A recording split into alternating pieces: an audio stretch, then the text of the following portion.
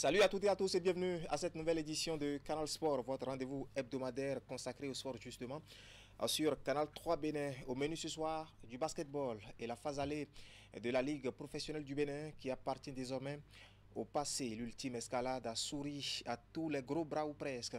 Nous en parlerons dans un instant. Il sera aussi question du football et nous reviendrons sur la dernière trêve internationale et nous attarderons surtout sur le bilan du Bénin à l'issue bien sûr des 5e et 6e journées des éliminatoires de la prochaine Coupe du Monde pour ce qui concerne bien sûr la zone Afrique. Et derrière, quelques disciplines viendront compléter le menu de cette édition.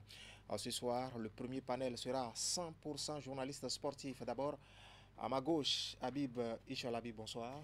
Bonsoir Narcisse, bonsoir à toutes et à tous. Voilà, je rappelle que vous êtes journaliste, reporter sportif et vous officiez à A+, à Bénin. En face de vous, mon collègue Candide Moueto. Candide, bonsoir. Narcisse, bonsoir, bonsoir Habib et bonsoir à tous nos téléspectateurs. Voilà, vous nous voyez, mais dans l'ombre, il y a toute une équipe technique que dirige le réalisateur Augustin Vidécon. À ses côtés, il y a des messieurs comme Jules Etcho, Francis Kokou à la régie première et Clément Bougnopé à la régie finale. Voilà l'identité de l'équipe qui vous tiendra compagnie pour cette aventure vespérale, et le décollage sera classique avec notre rubrique Fil Info.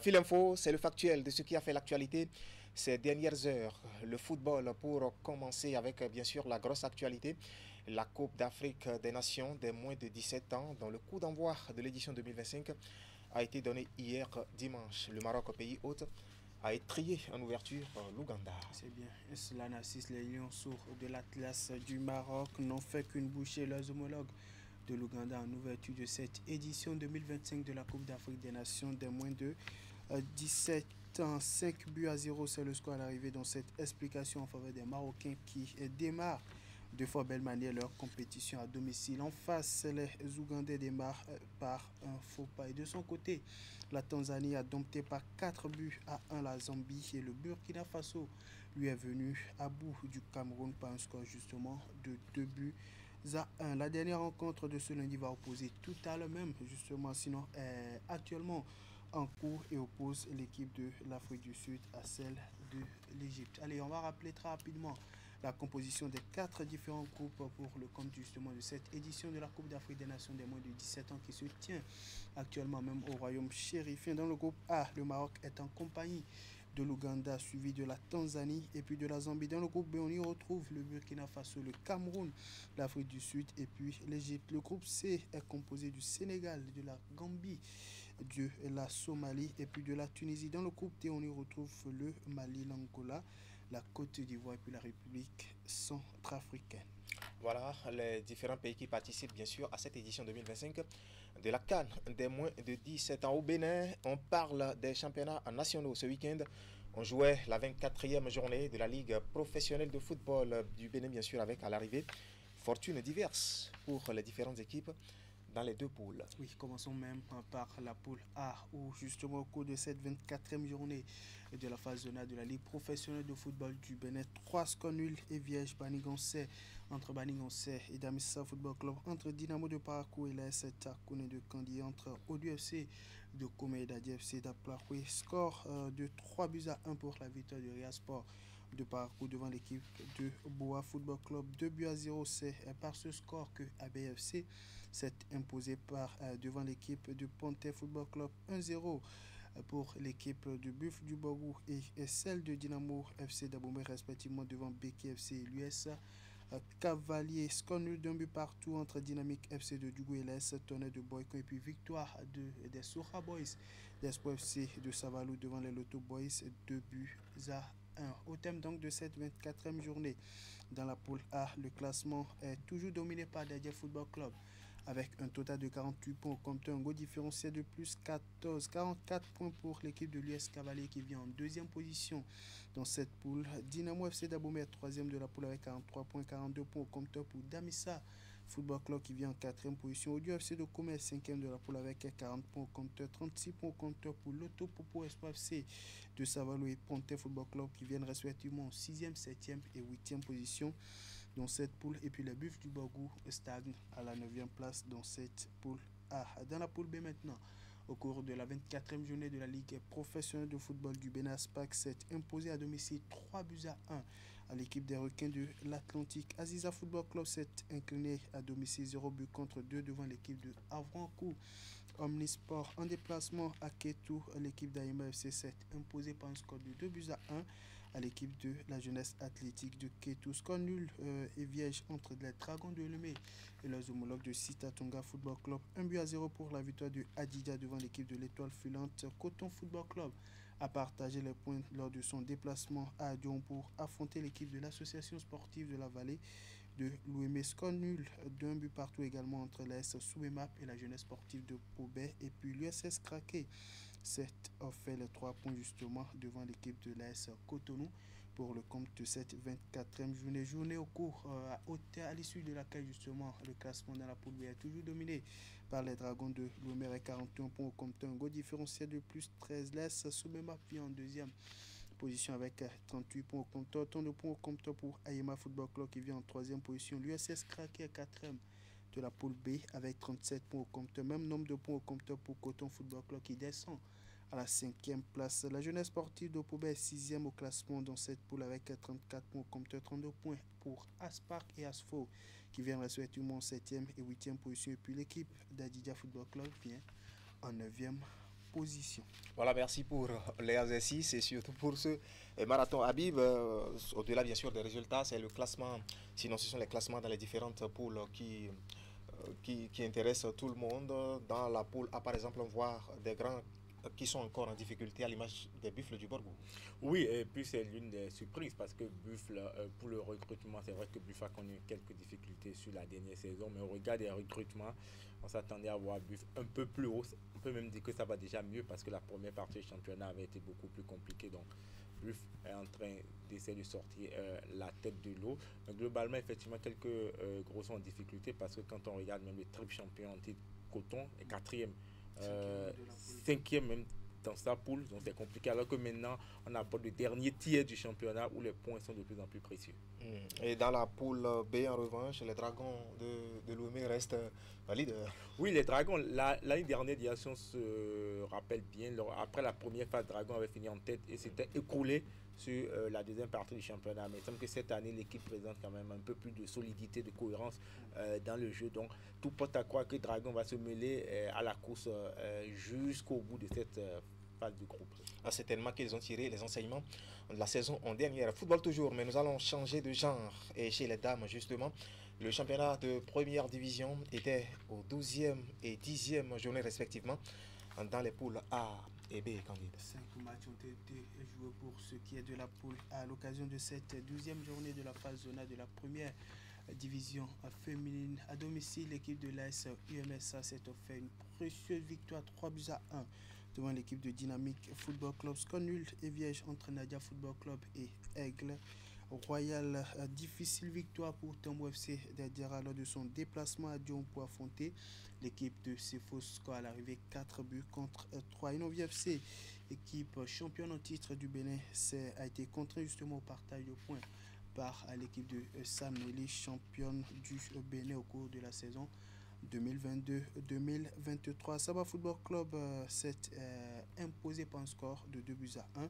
à l'équipe de Espoir FC de Cotonou pour le compte de cette 12e journée dans la poule A. Par contre, dans la poule B, la 10e journée était au programme ce week-end. 4 matchs ont été joués, vous l'avez tantôt rappelé. C'était la 10e journée. L'AS JFA s'est imposé par un score d'1-0 à l'équipe de l'AS Gamien de Bemberekas. Lyon de Banté a arraché 3 points lors de son déplacement à Boycon pour affronter l'équipe de Fall Football Club. Léopard Omnisport d'Abomey a partagé les points avec l'équipe de Vigueur FC de Lokosa au thème donc d'un score nul, d'un but partout. Même score entre S leader de Parakou et Elite AC de Parakou. Nassis, restons avec les dames pour parler maintenant de la sélection cadette du Bénin qui est entrée en regroupement dès aujourd'hui. Ceci en vue de préparer la double confrontation du 3e et dernier tour des éliminatoires de la Coupe du Monde féminine des moins de 17 ans prévue se tenir au Maroc en 2025. Donc, plus tard dans l'année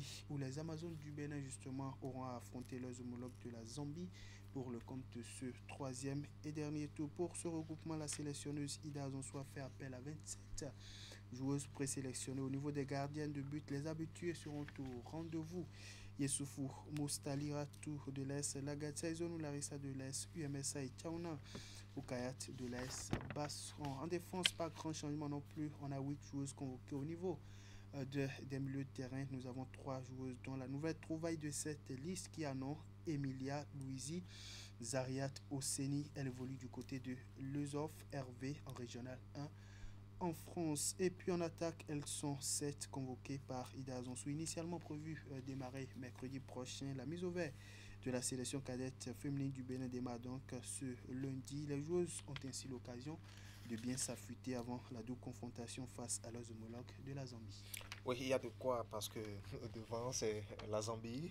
Ouais, effectivement, la Zambie c'est il y a une quand même habituée. une référence sur le continent africain en termes de foot féminin. Donc c'est un adversaire de taille qui se dresse sur le chemin des Amazones U17.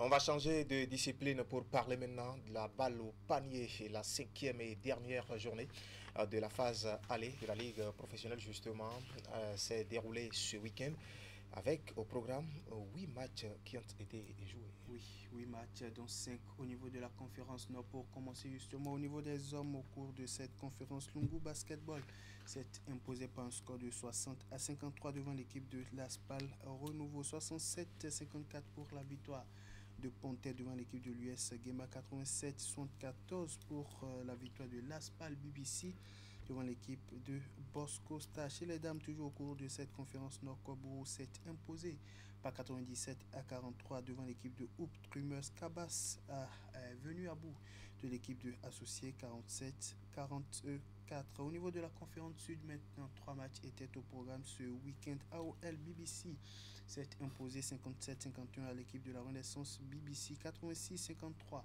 pour la victoire de l'Aspac BBC devant l'équipe de Avrancourt Omnisport. Et puis Elan Coton BBC s'est offert une victoire 74-68 devant l'équipe de Énergie BBC. Allez, basketball, justement, on vient de finir avec le basketball. On va s'intéresser maintenant au Maracana Nassis. Dans les toutes prochaines semaines, le coup d'envoi des championnats départementaux de la discipline seront lancés pour le compte de la saison 2025. Et en prélude à cela, la Ligue Monokufo de la Fédération béninoise de Maracana a organisé ce week-end des matchs d'exhibition à l'endroit de plusieurs clubs. Ceci pour leur permettre de s'imprégner des règles du Maracana, mais de commencer d'ores et déjà par préparer ces équipes pour la phase départementale du championnat. Ainsi, pour les matchs de démonstration du Maracana, 5 différents clubs respectivement de Komelo, Kossa, Plahoué et Grand Popo étaient présents. Il faut rappeler que cette initiative s'inscrit aussi sur la droite ligne des ambitions de la FEBEMA cette saison, entre autres l'organisation du championnat national de Maracana en 2 phases, à commencer par celle départementale, mais aussi le développement du Maracana dans tous les départements du Bénin. Et au même moment, il y a certaines disciplines dans lesquelles on préfère se concentrer sur la formation à la base pour pouvoir compter les champions dans les années à venir. Et là, on se tourne vers le baseball où certains acteurs continuent de s'atteler au développement de la discipline au niveau des enfants. Ceci à travers justement les compétitions de jeunes appelées la Little League de baseball. L'apothéose de ce tournoi qui a duré plus d'un mois s'est déroulé ce week-end au collège Le Noukoué de Cotonou. Je vous invite à suivre le point. De l'édition 2025 de la Little League de baseball, une compétition qui vise à faire la promotion de la pratique de la discipline à la base. Pour cette manche, c'est l'équipe en bleu qui passe en défense avec 9 joueurs et celle des jaunes est en attaque. Comme vous voyez, le lanceur il va faire son wind-up, il va lâcher la balle. Et le coureur vient de frapper, il se rend en première base, la balle qui est lancée pour essayer de l'éliminer. Malheureusement, la balle est lancée plus fort que le gardien de la première base. Et donc, le frappeur en a profité de cette erreur pour se rendre en deuxième base. Les jaunes débutent bien avec leur premier frappeur qui réussit à rejoindre la deuxième base à son premier coup. L'objectif de l'équipe en défense, celle des Bleus, est d'éliminer 3 joueurs du camp adverse en les empêchant de parcourir toutes les bases et de rentrer à la maison. Mais au bout de quelques minutes, les jaunes réussissent à marquer des points. Vous avez vu, maintenant, il vient de toucher, il vient de marquer un point pour son équipe. Parce qu'il y a 2 joueurs qui sont rentrés. Oui. La Little League de baseball de Cotonou s'est déroulée sous la bannière de la Little League internationale. Elle a réuni cette année 5 équipes de cadets durant environ 2 mois de compétition. Aujourd'hui, les enfants sont émerveillés. Ils ont cette envie de jouer, d'aller vers la discipline, ce qui n'est pas du tout facile parce que c'est un jeu qui demande beaucoup d'efforts, beaucoup de technique, beaucoup d'engagement. Il faut dire, depuis le début de la compétition, depuis le 15 février, on a remarqué que le niveau s'est complètement amélioré au niveau de tous les enfants. On a compris que c'est quand ils vont jouer plus de matchs qu'ils vont mieux s'améliorer. Donc c'est une responsabilité de continuer à organiser et à initier ce genre de compétition pour les enfants afin qu'ils soient toujours en jambes. Au thème de cette dernière journée de compétition, c'est l'équipe de Galassi de Cotonou qui termine championne. Le match était très bon. Et les adversaires ils sont un peu forts avec nous. Mais on ne les laisse pas. Et nous-mêmes on fait notre effort. Elle va défendre les couleurs nationales au niveau de la Little League Région Europe-Afrique en Pologne dans les tout prochains mois. Des catégories U12, U13, U16. Allez, on va finir par le rugby pour annoncer la nouvelle saison avec beaucoup plus de sérénité. Alligator Rugby Club de Tankpé s'est vu doter un important lot de matériel, un geste justement de la part de son président qui se soucie justement du rayonnement du club au plan national. Une soirée agrémentée par des matchs justement face aux différentes équipes de rugby club de Dauphin de Cotonou. Plus de précisions dans ce reportage de Jules Joe et Elvis Tonopo. Soirée spectaculaire pour Rugby Alligator Club de Tankpé qui a livré des matchs amicaux contre ses hôtes, Dauphin et Dauphine de Cotonou. À l'issue des différentes confrontations, Dauphine a battu Alligator Dames 17-10. Chez les hommes, Alligator Homme a pris sa revanche en écrasant leurs homologues 29-7. Et Dauphin chez les hommes de conclure la série des confrontations par une courte victoire de 7-5. Après ces rencontres, le club a été doté de matériel de travail par son président, notamment 25 copies de jeux de maillot hommes et seniors, 15 copies de jeux de maillot dames seniors, 10 copies de jeux de maillot junior, 20 ballons et 20 chasubles. Très émus, athlètes et coachs ont salué ce geste inoubliable de leur président. Ils piaffent d'impatience de vite démarrer le championnat pour atteindre leur objectif, celui d'être sacré champion de la saison après l'avoir perdu en 2023. Bon, les ambitions pour cette saison, c'est de remporter le titre. Vu qu'on ne l'a pas eu l'année dernière, c'est ce pour quoi on travaille actuellement. Bon, on s'entraîne 2 fois par semaine, par exemple, pour le moment. Et vu l'approche de trucs là, des championnats, les entraînements vont s'intensifier. Donc il y aura plus d'entraînement par semaine et tout. Et on s'entraîne dans de bonnes conditions, on a de matériel et tout. Donc avec l'appui du nouveau matériel, les entraînements iront mieux et le championnat va bien se passer. Aujourd'hui, il y a eu un match amical entre l'équipe adverse qui est Dauphine, les filles, et nous, les filles d'Alligator. Bon, sur le terrain, on a donné le meilleur de nous-mêmes. On promet de faire de mieux. Je pense que ce soir, ce qui s'est passé aujourd'hui et tout à l'heure là, c'est un truc vraiment qui va nous encourager de plus. Et on va remercier beaucoup le président, M. Bokor, les mêmes manques pour le remerciement. Franchement, ça vient du cœur. Donc nous allons se mettre au travail et pour pouvoir décocher ce championnat-là. On s'entraîne le samedi à la plage et les dimanches, on fait les cardio à la plage, les dimanches on s'entraîne ici. Donc ça fait on s'entraîne 2 fois par semaine. Quand on met l'accent sur les défauts, comment il faut déployer le jeu, comment il faut prendre la touche. Voilà, l'entraînement s'est basé sur beaucoup de choses. Le rayonnement de Rugby Alligator Club de Tankpé étant une priorité du président, Ce dernier trouve la nécessité de mettre ses joueurs dans des conditions optimales de la gagne. Vous savez, pour qu'un club puisse quand même donner ce qu'on attend d'elle, il faut la doter d'un minimum d'équipement. Et depuis mon accession à la direction du club des Alligators de Calavi, je me suis donné comme as principal la dotation du club en des équipements modernes, des équipements de première nécessité. Et c'est cette première cohorte qui a consisté à doter le club avec bien sûr l'aide d'un partenaire que nous avons pu dénicher.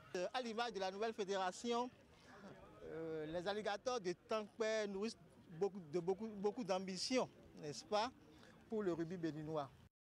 Voilà, c'était un reportage sur Alligator Rugby, club de Calavi justement, qui est un club qui affûte ses armes dans l'optique de la prochaine saison pour cette discipline au Bénin. C'était bien sûr notre traditionnel tour d'horizon de l'actualité. Dans la troisième partie de l'émission, nous parlerons en exclusivité sport pour tous et ce sera avec quelqu'un qui s'y connaît. Mais place d'abord à notre dossier du soir et c'est le football justement qui nous l'offre avec bien sûr les éliminatoires de la prochaine Coupe du Monde et surtout le bilan du Bénin à l'issue des 5e et 6e journées et dans la zone Afrique. C'est parti.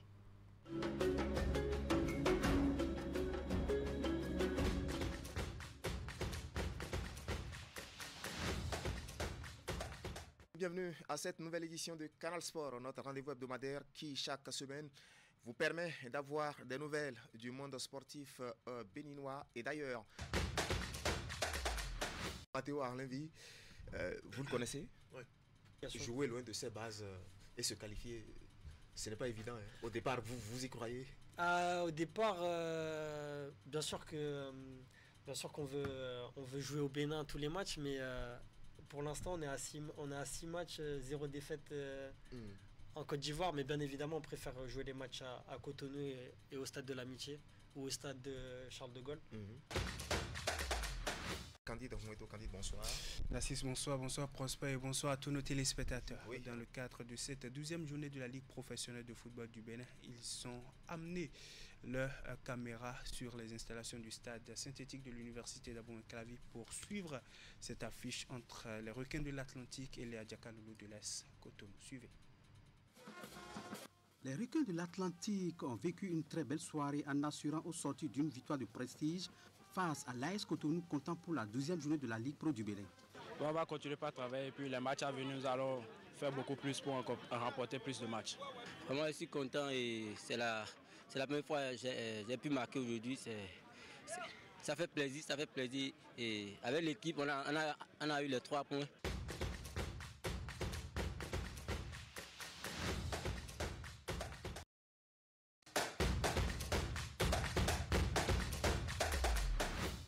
Voilà, à moins d'une semaine après la dernière trêve internationale, eh bien, nous nous autorisons de faire ce soir le bilan de Team Bénin qui sort de ses 5e et 6e journées des éliminatoires du Mondial 2026 avec un point pris sur les 6 possibles, avec surtout 4 buts encaissés pour 2 marqués. Et les conséquences sur le tableau du classement général, vous allez le voir justement à l'écran, le classement général du groupe C. Et bien, avec le Bénin qui est désormais locataire de la 3e loge, juste devant son grand voisin de l'Est, le Nigeria. Et l'exercice de ce bilan, nous le ferons. C'est vrai que la régie tarde à envoyer le classement à l'écran. Mais cet exercice, nous le ferons avec Marwan Salou qui nous a rejoint en plateau. Marwan, bonsoir. Bonsoir Narcisse, bonsoir à toutes et à tous. Voilà, vous êtes le porte-parole du Conseil national des supporters du Bénin. Vous l'êtes toujours, hein? Chargé de communication. Chargé de communication, voilà. Vous l'êtes toujours. Oui. Voilà, vous étiez à Abidjan pour le match contre l'Afrique du Sud. Match qui est soldé par une défaite du Bénin. Dans quel état d'âme vous êtes rentré de la capitale ivoirienne? Déçu parce que on se disait qu'on pouvait, sur cette fenêtre, bien se comporter, on pouvait s'en sortir avec 3 points. Pas forcément sur le match de l'Afrique du Sud, mais sur la fenêtre elle-même, parce que l'Afrique du Sud, c'est 2 niveaux au-dessus du Bénin. Vous comprenez le langage du football quand ça joue. Ils décident de ce qu'ils vont faire du ballon quand ils le veulent. Et contrairement à cette équipe-là qui nous a fait rêver, qui nous a qualifiés pour la CAN, et qui aujourd'hui, avec les cadres jusqu'aux joueurs sur le banc, sont en manque de temps. Notre équipe a joué, s'est qualifiée par des facteurs que sont la solidarité, le don du soi, l'abnégation, le collectif. Malheureusement, quand vous n'êtes pas en compétition de façon assidue, quand vous n'avez pas suffisamment de temps de jeu, ça se ressent. On va en venir tout à l'heure. Habib Bichola, un match nul et une défaite pour le Bénin à l'issue bien sûr de ces 5e et 6e journées des éliminatoires. Des matchs dont nous voyons d'ailleurs les images à l'écran. Que vous inspire ce bilan déjà? Donc pour moi c'est correct, hein. Contrairement à Marouane, je trouve qu'un point sur 6 c'est correct, parce que ça aurait pu être 0 point. Donc pour moi c'est si le Bénin avait 0 point qu'on aurait pu se dire que cette fenêtre est ratée, parce que les adversaires qu'on a joué, on parle du cas de l'Afrique du Sud, on est d'accord avec Marouane que l'Afrique du Sud, heureusement qu'il reconnaît ces 2 crans au-dessus. Après le Zimbabwe, on ne le dit pas suffisamment, mais c'est un pays qui va disputer comme le Bénin la prochaine Coupe d'Afrique des Nations. Oui. Donc en fait, quand vous regardez le Zimbabwe et le Bénin, c'est pratiquement le même niveau. Donc aller chercher un point au Zimbabwe, je suis sûr que si c'était, c'est peut-être le scénario qui laisse un arrière-goût amer, parce que ça aurait, si c'était inversement que c'est le Zimbabwe qui avait mené 2-0 que le Bénin est revenu, je crois que le public aurait été un peu plus soulagé. Seulement sur le scénario, parce qu'après, quand on enlève les 30-35 premières minutes du Bénin, le Zimbabwe aussi aurait pu gagner. Et quand on voit les 2 buts inscrits par les Guépards du Bénin face au Zimbabwe, notamment le premier but, il a fallu une erreur aussi. Donc en même temps qu'on reproche les erreurs, oui justement, oui, donc en même temps qu'on reproche au Bénin d'avoir commis des erreurs face au Zimbabwe, reconnaissons que les Zimbabwéens aussi ont fait des buts au Guépard. Donc à l'arrivée, il y a une forme de, il y a un score nul, qui pour moi semble correct au regard de la valeur des 2 équipes. On en vient maintenant au contenu bien sûr de ces 2 sorties. Le constat qui saute à l'œil, chers invités, c'est que les Guépards ont du mal à garder le rythme pendant 90 minutes, et Marouane en parlait tantôt, puisque les 4 buts ont été encaissés en seconde période de jeu. Maintenant, question, est-ce que ce scénario ne donne pas raison à ceux qui dénoncent bien sûr le faible temps de jeu des joueurs béninois en club? C'est regrettable cette affaire de faible temps de jeu, surtout quand on est en mars. C'est-à-dire que si c'est en octobre-novembre, on sait que même au niveau des autres clubs, personne n'a vraiment pris le rythme, mais en mars, si vous n'avez pas du temps de jeu, ça se ressent tout de suite et la différence se fait. Et donc quand on prend la composition du Bénin, commencé par le capitaine et tout le monde, franchement le temps de jeu est suffisamment faible et ça se ressent sur les résultats. Après, c'est davantage plus exacerbé, parce que quand Marouane n'a pas cité les valeurs de l'équipe du Bénin, il n'a pas parlé de productivité, il a parlé d'abnégation, de solidarité. Ça veut dire que même traditionnellement, ce n'est pas une équipe qui produit. Donc quand vous êtes déjà à l'origine une équipe qui ne produit pas, et qu'après, parce que quand vous ne produisez pas, ça suppose que vous courez beaucoup plus que votre adversaire. Il n'y a rien de plus compliqué en football que de courir sans ballon. C'est-à-dire, si vous courez avec le ballon, c'est moins pénible que de courir derrière le ballon et sans le ballon. Donc quand vous ajoutez au fait que vous n'avez pas de temps de jeu, que vous courez derrière le ballon, évidemment que ça se complique un peu plus. Donc, l'un dans l'autre, il faut forcément du temps de jeu, même si on doit avoir de la solidarité, il faut du temps de jeu. Et également, en prélude à la prochaine Coupe d'Afrique des Nations, il faut commencer quand même qu'à mettre en place quelque chose. Et moi, j'étais de ceux qui, déjà au tirage de la Coupe au tirage au sort des éliminatoires de la Coupe du Monde, disaient, franchement, le Bénin a 10 matchs pour préparer la prochaine Coupe d'Afrique des Nations. Donc, au-delà du rêve, où toutes les équipes engagées peuvent nourrir le rêve de se qualifier pour la Coupe du Monde. Derrière, on doit se dire l'objectif principal. On a l'occasion de disputer 10 matchs et de mettre en place quelque chose de cohérent. Parce que le vrai problème, quand on va à la Coupe d'Afrique des Nations, on aura 2 adversaires théoriquement beaucoup plus forts que le Bénin. Mais après, il y a un 3e adversaire qui sera moins fort et face auquel il faut produire du jeu. Et quand on se réfère à 2019, le match le plus compliqué des écureuils à la CAN, c'était face à la Guinée-Bissau, qui était supposée l'équipe la plus faible. Parce qu'en face, désormais, on est resté derrière face au Ghana, face au Cameroun, mais il fallait produire du jeu face à la Guinée-Bissau. On pensait que ça aurait été un match qu'il faut gagner. Donc aujourd'hui, nous sommes dans le schéma où il faut quand même, en dehors de défendre, il faut avoir des créateurs, il faut avoir au moins proposer quelque chose offensivement. Ça soulage les joueurs et ça fait ressentir moins la fatigue. Voilà, et puis en dehors, Marouane, en dehors bien sûr du secteur défensif. On parlait du faible temps de jeu tout à l'heure, où la plupart des acteurs, Marcel Dandino, Mohamed Tidjani, Yohan Roche, David Kiki ou Rachid Moumini ou encore Moïse Adileou sont titulaires bien sûr dans le club. Dans les autres secteurs de jeu, très peu le sont, justement, pour ne pas citer des joueurs comme Jodel Dossou, dans une moindre mesure Andreas Ndondi, qui peuvent revendiquer plus de temps de jeu dans leur club. Les autres ne jouent pratiquement pas dans le même temps techniquement. On peut s'interroger sur le comportement d'une équipe connue, surtout pour son potentiel athlétique. On a souvent cité des joueurs ici comme Mohamed Tidjani, David Kiki, Steve Mounier, qui quand même ont un gabarit assez dissuasif. Est-ce qu'on peut comprendre, ils ont joué avec les freins en main face à leurs adversaires? Non, je crois qu'il faut aller cas par cas. Quand vous prenez Mohamed Tidjani, il revient d'une blessure, il vient de faire 2-3 matchs. Donc il faut qu'il revienne. Quand vous avez cette masse-là corporelle, il faut du temps pour retrouver le rythme. Et quand vous sortez Mohamed Tidjani, tout le groupe, en gros, vous l'avez dit, n'est pas en compétition. Et quand vous n'êtes pas en compétition à cette période-là, c'est compliqué. Moi, je suis partagé. Je faisais partie de ceux qui, à un moment donné, comme Habib, mais moi, il faut rappeler que le Bénin avait déjà joué 2 matchs des éliminatoires de la Coupe du Monde avant de se qualifier pour la CAN. Et donc, j'ai pensé comme Habib qu'on pouvait utiliser les 8 matchs pour préparer la CAN. Mais je me dis... Vous avez l'impression qu'on ne l'a pas fait? Non, je me dis, pourquoi s'arrêter? Pourquoi avoir un rêve minimaliste? Pourquoi avoir un rêve minimaliste? Pourquoi ne pas surfer sur l'euphorie de la qualification de cette CAN-là? Mais je reste un peu... Toi, quand je vois un certain nombre de choix, je n'ai pas la qualité de sélectionneur, mais je me dis, quand vous avez une CAN avec beaucoup de mois devant, il faut s'offrir des possibilités. On a un championnat aujourd'hui qui n'est pas le meilleur de la planète, mais qui n'est pas le plus ridicule non plus. Et donc, il y a des jeunes... On note une régularité. Il y a une régularité depuis 4-5 ans par rapport à ce championnat-là. Il y a des jeunes à qui il faut donner la chance, parce que la sélection ne doit pas être une chasse gardée. Une sélection nationale, il doit pouvoir avoir de la concurrence de façon permanente, que certains viennent titiller. Et vous avez l'impression qu'il n'y en a pas?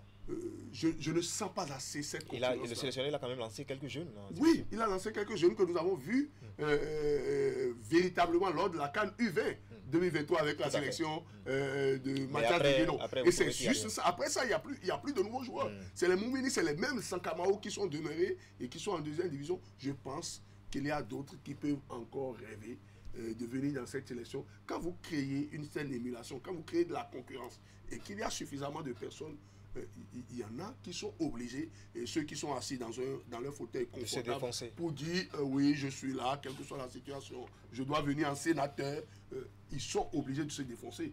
Parce que les bientôt 14 millions de Béninois que nous sommes, nous rêvons de voir notre pays être à la hauteur des grandes nations.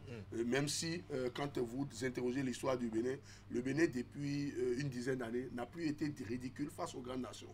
C'est face aux nations qui sont jugées les nations de notre niveau que le Bénin peine, parce que Habib l'a dit, nous n'avons pas des joueurs qui sont très créatifs et qui peuvent conserver le ballon, jouer quand il le faut, faire jouer les autres. Et maintenant, quand vous n'avez pas ça et que vous avez aussi un avant-centre qui fait partie du meilleur sur les 5 grands championnats en matière de coups de tête, quand vous avez un joueur comme ça, vous utilisez vos couloirs, vous utilisez des joueurs qui peuvent leur apporter des centres en retrait pour que Steve Mounier, même diminué, puisse apporter... Mais il en a fait. Oui, il en a fait de façon défensive.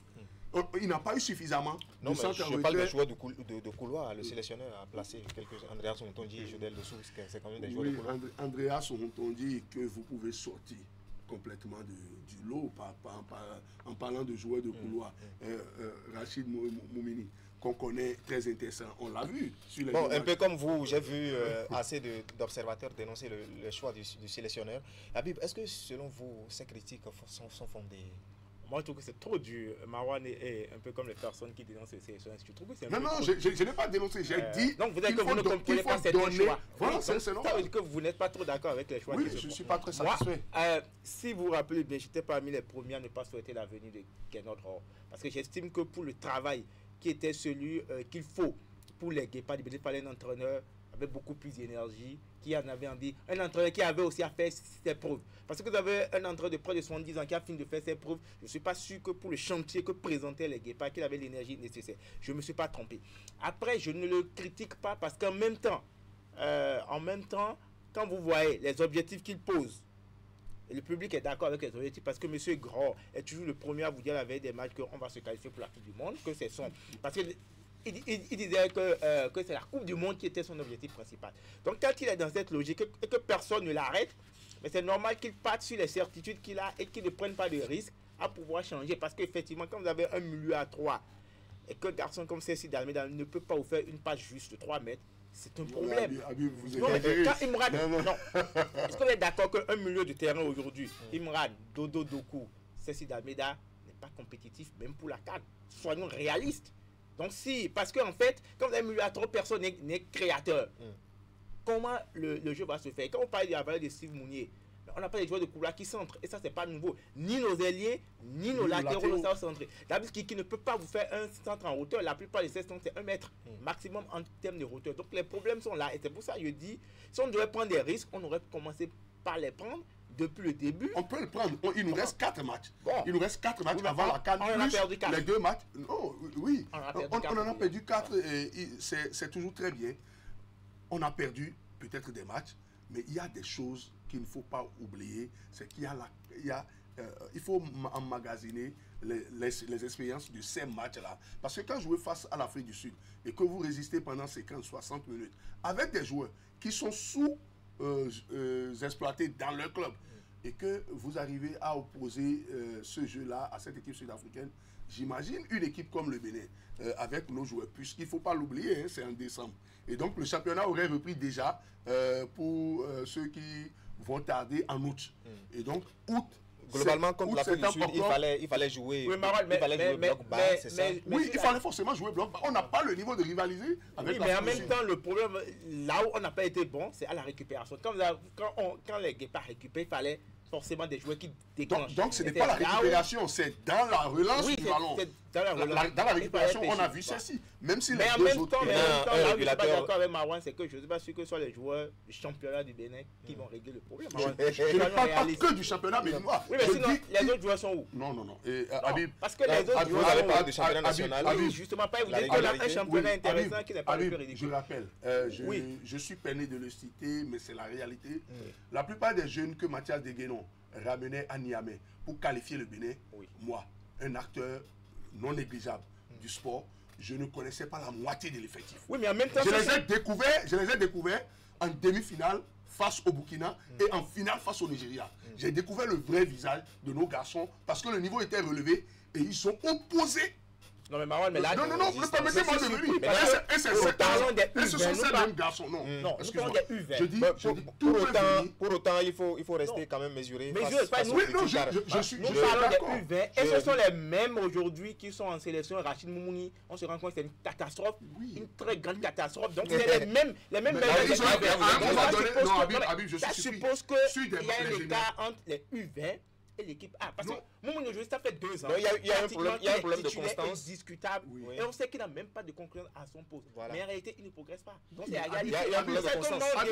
Il y a le suivi de Moumouni. Moumouni est censé, depuis 1 an, ne plus être sur le territoire. Oui, mais c'est chaque joueur qui gère sa carrière. Personne ne va gérer sa carrière. Chaque joueur ne gère pas sa carrière. Parce que ce que vous dites, le même Moumini, on l'a vu en aller-retour face au Sénégal. Au Sénégal, oui. Il était il a crevé l'écran. Mais derrière, je ne parle pas que de match.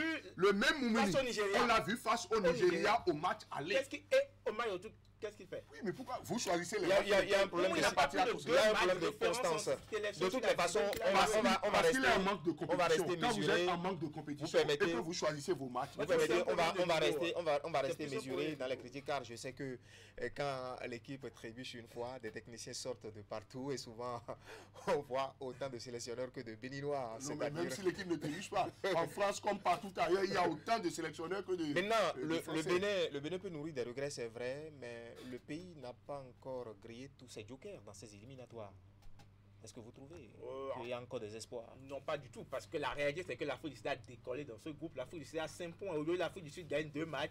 C'est presque impossible de l'arrêter. Et quand vous regardez le calendrier de l'Afrique du Sud, c'est 4 matchs qui viennent, que ce soit ces matchs à l'extérieur, que ce soit les matchs à domicile, les jours en Afrique du Sud.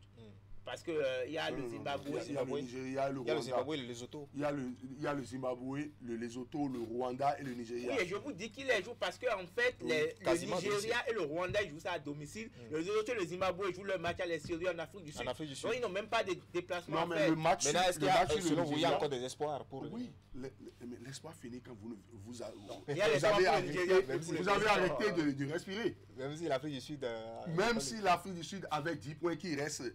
Plus de 10 points à prendre, il y a toujours de l'espoir. Je pense que cette confrontation... préparer la canne, mais vous dites encore qu'il y a des... Mais ce n'est pas pour ça que vous allez démissionner, vous allez arrêter de jouer. Il faut continuer de jouer. On va quand même préciser aux téléspectateurs que le calendrier pour le Bénin prévoit 2 matchs à domicile en septembre prochain contre le Zimbabwe et le Lesotho, bien sûr, avant de finir à l'extérieur, notamment face au Rwanda et au Nigeria. Et voilà, 16 places pour... l'Europe dans ces éliminatoires, 9 pour l'Afrique, plus une dixième potentiellement bien sûr. Pourquoi pas le Bénin? Le Bénin peut-être ce dixième là. 8 pour l'Asie, 6 pour la zone CONCACAF. Et il faut préciser que pour les pays qualifiés sont déjà les États-Unis, le Canada et le Mexique en tant que pays organisateurs, et le Japon, l'Iran et la Nouvelle-Zélande déjà sur le terrain. Et préciser qu'à l'issue bien sûr de ces phases de qualification de toutes les confédérations, eh bien 43 pays en plus des 3 hôtes auront leur billet pour la phase finale. Les 2 dernières places se discuteront bien sûr pour la phase de barrage. En principe, dans un an, c'est-à-dire en mars 2026, on devrait connaître l'identité de tous les pays qualifiés bien sûr pour cette Coupe du Monde. Alors derrière la Coupe du Monde, le Bénin parle quand même de la CAN. Est-ce que au lendemain de cette défaite face à l'Afrique du Sud, les espoirs sont déjà à l'eau par rapport à la CAN? Pas du tout. Il faut prendre la mesure des choses. Il faut tirer leçon de ce que nous avons, tout à fait, nous venons de vivre et de tout ce qui s'est passé. Parce qu'il ne faut pas que tirer leçon de ce qui s'est passé en 6 jours. Il faut penser à toutes nos lacunes, à tout ce que nous avons eu à faire quand ça se passait très bien. Le chantier est très grand. Le football béninois ne se limite pas à la CAN. Pour moi, il faut travailler pour que le Bénin soit à la CAN chaque 2 années et qu'au bout de 2-4 ans, que le Bénin soit en quart de finale à chaque CAN. Et pour ça, il ne faut pas se leurrer, il ne faut pas croire que c'est seulement la CAN du Maroc, comme on a été en 2019, et après on a été absent pendant 6 ans. On le dit parce que même dernièrement, les Suisses ont été poussifs. Oui, c'est justement, et c'est en cela que je trouve que cette fenêtre FIFA, franchement, a été malgré tout une bonne fenêtre, parce qu'en fait, ça a mis à nu les réalités de l'équipe. On sait les chantiers sur lesquels on veut travailler, si on veut aller à la Coupe d'Afrique des Nations. Il n'y a pas eu ce petit coup de pouce qui parfois accompagnait les mauvaises prestations dans le jeu. Tout a été mis sur la table, donc à chacun de prendre ses responsabilités. Il y a encore un peu de temps avant la Coupe d'Afrique des Nations. Si le coach veut prendre des risques, c'est maintenant qu'il faut les prendre en espérant que la machine va être huilée avant la compétition. Voilà, merci messieurs, c'était bien sûr notre dossier de ce soir. Place à présent à notre rubrique exclusivité.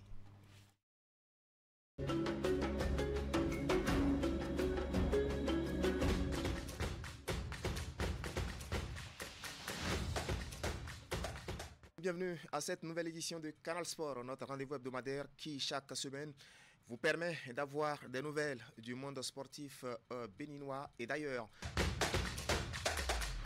Matteo Arlenvi, vous le connaissez? Oui.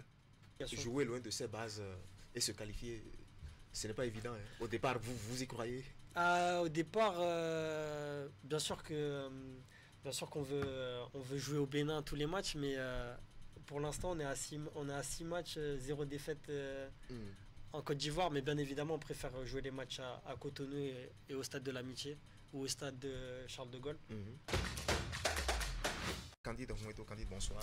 Narcisse, bonsoir, bonsoir Prosper et bonsoir à tous nos téléspectateurs. Oui. Dans le cadre de cette 12e journée de la Ligue professionnelle de football du Bénin, ils ont amené leur caméra sur les installations du stade synthétique de l'université d'Abou-Clavi pour suivre cette affiche entre les Requins de l'Atlantique et les Adjaka Loulou de l'Est Cotonou. Suivez. Les requins de l'Atlantique ont vécu une très belle soirée en assurant au sortir d'une victoire de prestige face à l'AS Cotonou, comptant pour la 12e journée de la Ligue Pro du Bénin. On va continuer par travailler et puis les matchs à venir, nous allons faire beaucoup plus pour remporter plus de matchs. Moi, je suis content et c'est la première fois que j'ai pu marquer aujourd'hui. Ça fait plaisir et avec l'équipe, on a eu les 3 points.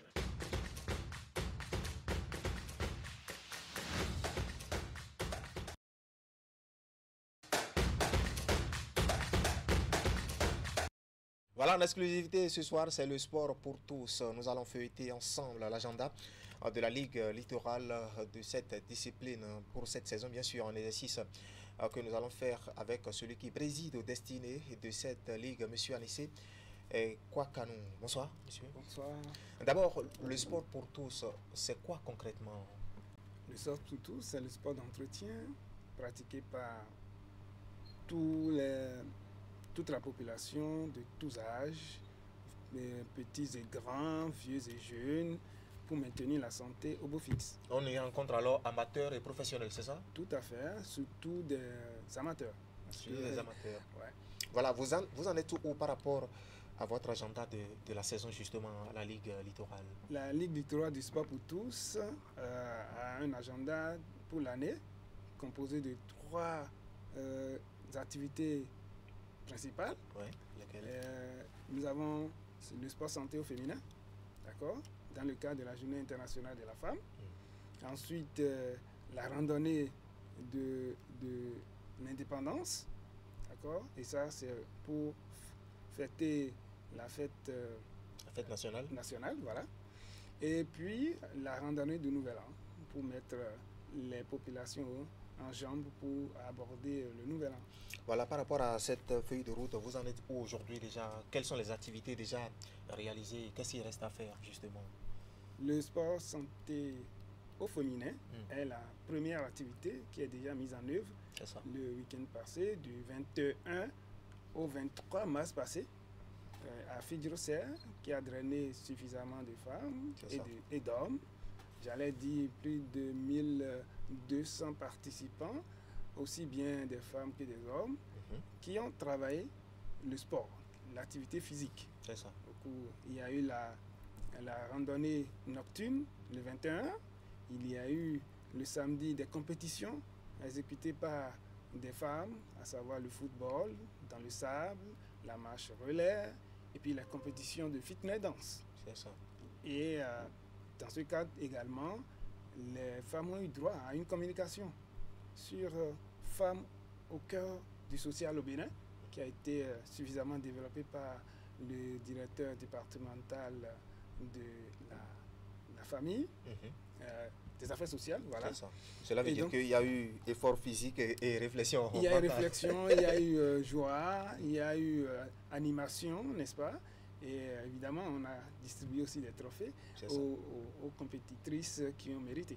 Tout à fait. Alors, nous avons dernièrement vu des athlètes du Bénin à un championnat d'Afrique, surtout en Côte d'Ivoire, avec des lauriers ramenés justement au pays. Les prochaines joutes internationales, c'est pour quand maintenant?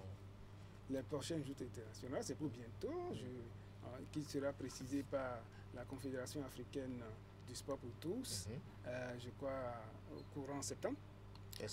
Mais pour l'instant, le sport pour tous est également fêté au Bénin à travers la journée nationale du sport pour tous, qui est prévue justement pour le 6 avril prochain, c'est-à-dire le dimanche prochain.